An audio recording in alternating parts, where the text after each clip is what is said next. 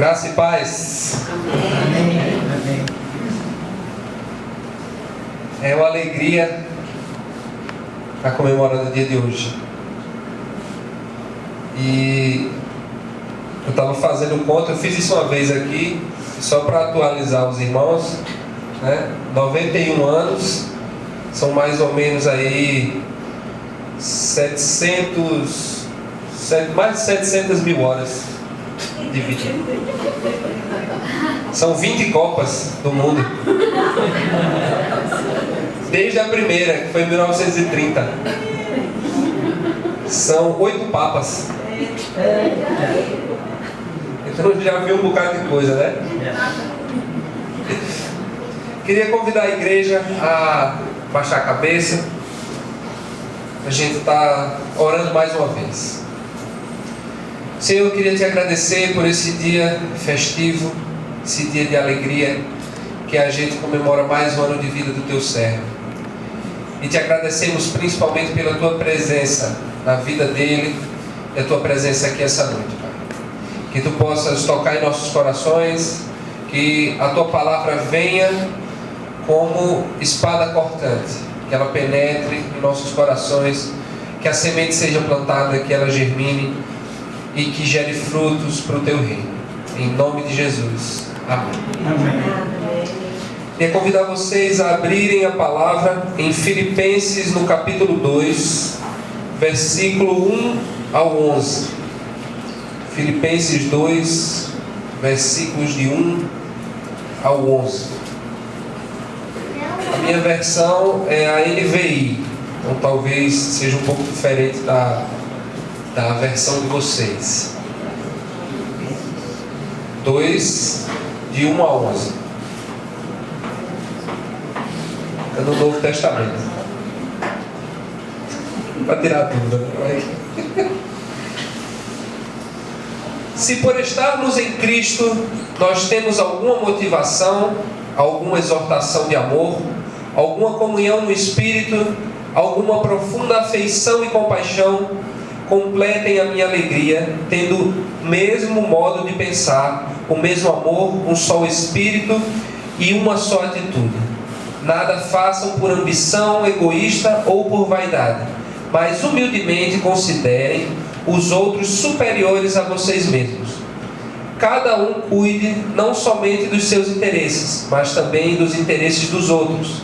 Seja a atitude de vocês a mesma de Cristo Jesus, que, embora sendo Deus, não considerou o ser igual a Deus, a ser igual a Deus era algo que deveria apegar-se, mas esvaziou-se a si mesmo, vindo a ser servo, tornando-se semelhante aos homens, e sendo encontrado em forma humana, humilhou-se a si mesmo, e foi obediente até a morte, e morte de cruz.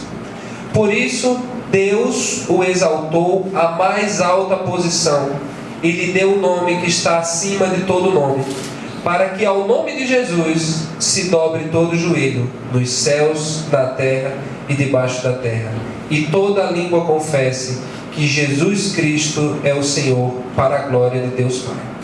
Amém. Esse ano vai acontecer um dos fatos, talvez o fato mais importante para o nosso país, que é a Copa do Mundo. Estou brincando, não é a Copa do Mundo. São as eleições. E na eleição a gente vai escolher o nosso presidente. E eu vejo as pessoas discutindo, debatendo o assunto, debatendo o tema, e acreditando na verdade de cada um, acreditando que o candidato A é o melhor por causa disso, porque ele tem uma posição assim, uma posição assada, porque ele é isso, ele foi aquilo, ou o candidato B ou C ou D, enfim. Então as discussões se exaltam e as pessoas começam a discutir o que fulano é, o que ele tem, o que ele pode fazer.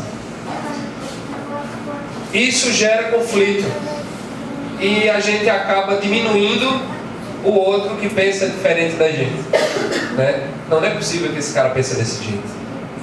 Não é possível que ele acredita que fulano de tal é a solução do país, sendo fulano de tal pensa assim assado ou faz isso e isso. E a gente, quem acredita nisso, esse menino tem pai, não é? E a gente acredita nisso, se apega a isso e começa a diminuir o outro e a crescer sobre o outro. Esse é um aspecto. O outro aspecto é quando a gente começa a conquistar posições. Há alguns anos atrás, comecei a trabalhar como estagiário, como escraviário, né? Era auxiliar de todo mundo, do gerente ao auxiliar de limpeza, né? Eu ajudava todo mundo a fazer aquilo ali. E a gente vai crescendo e vai achando que vai conquistando alguma coisa, que vai sendo alguma coisa. E eu acho interessante nesse texto de Filipenses, isso, quando eu li esse texto, me fez pensar o seguinte: Jesus era Deus, Ele é Deus, e Ele mudou a história. A história é dividida em duas: antes de Cristo e depois de Cristo. A influência dele no mundo inteiro, até para pessoas que não confessam ser cristãos, ele influenciou de uma forma tremenda. Mas ele podia ter escolhido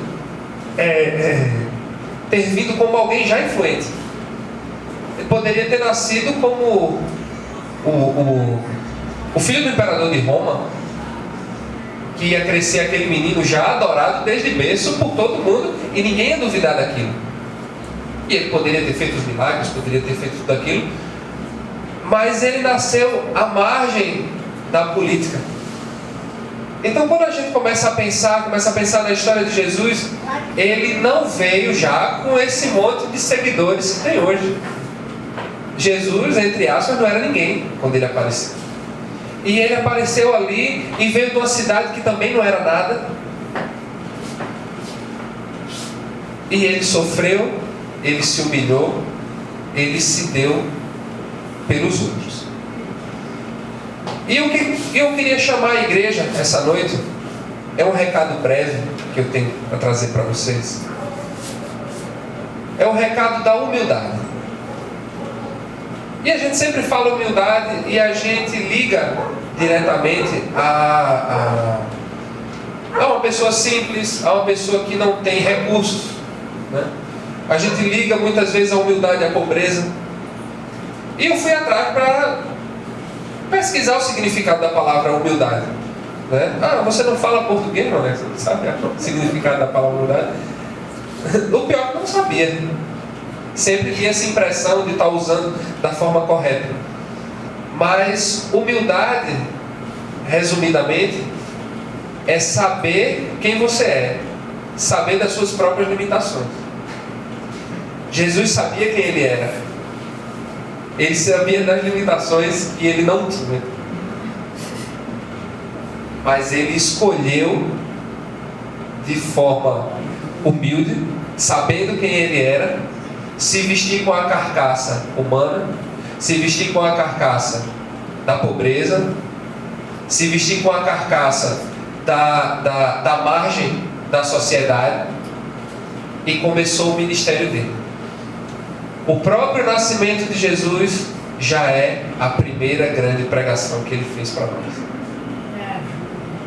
Então não adianta a gente ter o cargo, a gente ter a patente, a gente ter bens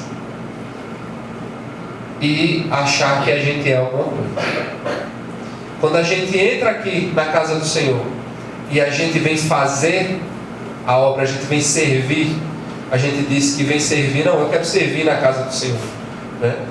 Eu vim aqui e tal, a gente pensa logo, não, se eu vou servir, eu vou pregar lá na frente.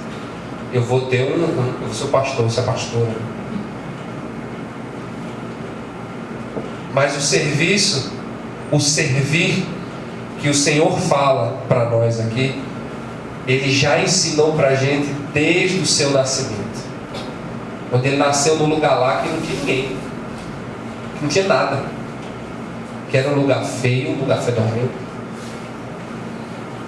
E aqui no texto, quando fala que ele, sendo encontrado em forma humana, humilhou-se a si mesmo e foi obediente até a morte, e morte de cruz. E a morte de cruz era a morte mais humilhante que existia. Era a morte para bandido. E ele foi considerado como um bandido.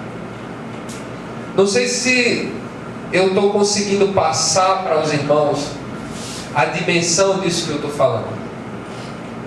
O nosso Deus, o Deus que a gente professa aqui hoje, que a gente o adora, a gente sabe da grandeza dele, ele foi o maior exemplo de humildade para nós.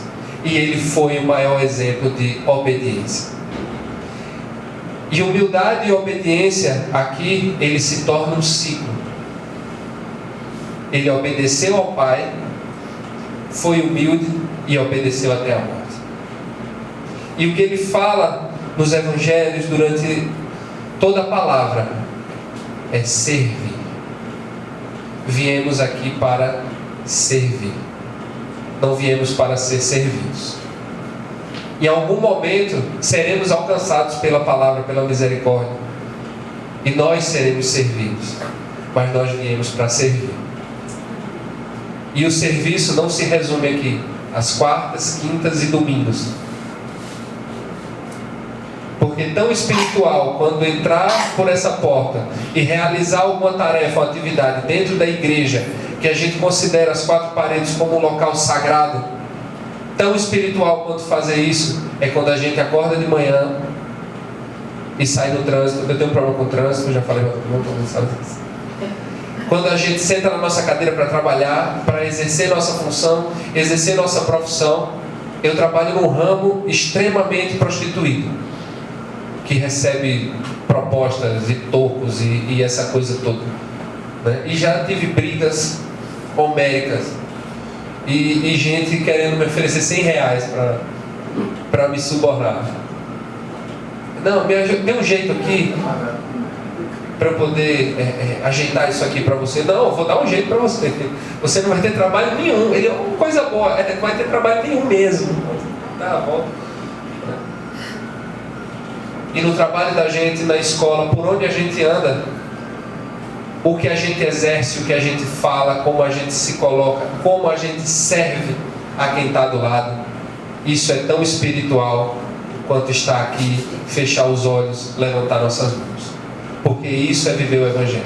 Eu não encontrei nenhum texto da Bíblia que diz, lá em Heresias 4:12, dizendo: aos domingos, às 18 horas, 17 horas, levantar-te-ás e irás à casa do Senhor cheiroso e levantarás as mãos de olhos fechados.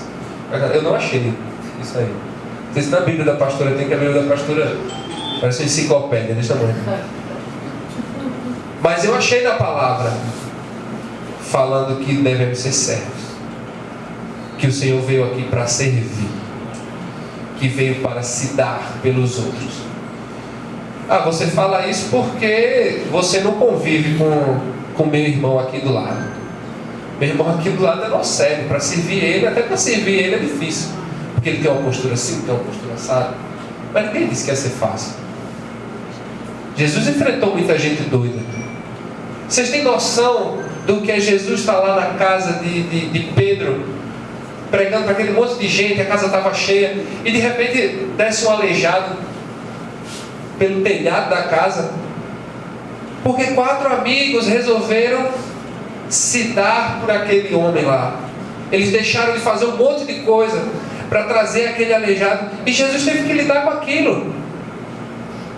Ele era Deus, ele estava ali fazendo a obra dele, estava fazendo o ministério dele, e veio um doido descendo pelo teto, pelo telhado para ser curado.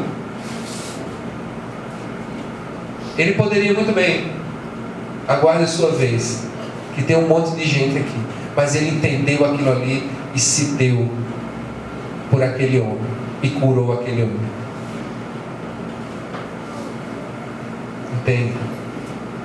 Entende que o esforço que a gente faz não é pelo pastor, não é pela pastora, não é pela igreja, pelo templo, mas é pelo Senhor, pelo que Ele nos ensinou a sermos humildes e obedientes. Não é uma tarefa fácil. E eu falo por mim. Fiz, muito bonito, ele está lá na frente falando que temos que ser humildes e obedientes, e ele faz isso todo dia. Não faço, é difícil. Tem hora que dá vontade de dar uma paulada na cabeça do irmão do lado, né? Tem hora que eu sofri, gente. Eu tive uma infância sofrida, eu fui irmão quando ela. Minha irmã não é fácil ser irmão dela. Ela me jogou da janela. Ela jogou um sapato dentro do berço. Não foi fácil. Deus trabalhou na minha vida. E hoje eu suporto ela. É difícil, é uma pessoa difícil de se relacionar, gostar dela. Então, é complicado. É dificílimo ser filho de seu Valda. É difícil, ele é um pai, é complicado. Faz tudo pelos filhos. Tira do dele para dar.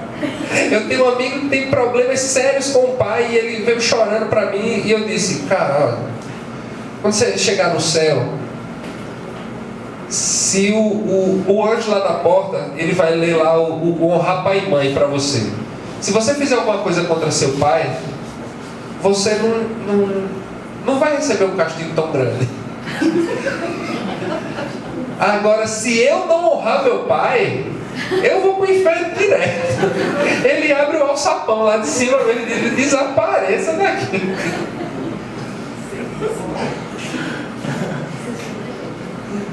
Eu não podia perder. Não vou falar da pastora não, porque a pastora é brava. Mas enfim, meus irmãos, e essa palavra veio para mim num momento de conflito com algumas pessoas, inclusive no trabalho, pessoas próximas a mim, e isso bateu muito forte. Isso apertou o coração. Poxa vida, o Senhor veio como servo. Mas é muito sofrimento a gente se dar, tem que aturar o outro, né? Ele obedeceu até o fim, até a morte e morte de cruz. Ninguém aqui está chamando para ser crucificado, literalmente. Mas são pequenas cruzes que a gente carrega todo dia. E que a gente precisa carregá-las. E que a gente precisa obedecer até essas pequenas mortes diárias. Para se dar, para servir e para obedecer. Amém? Amém.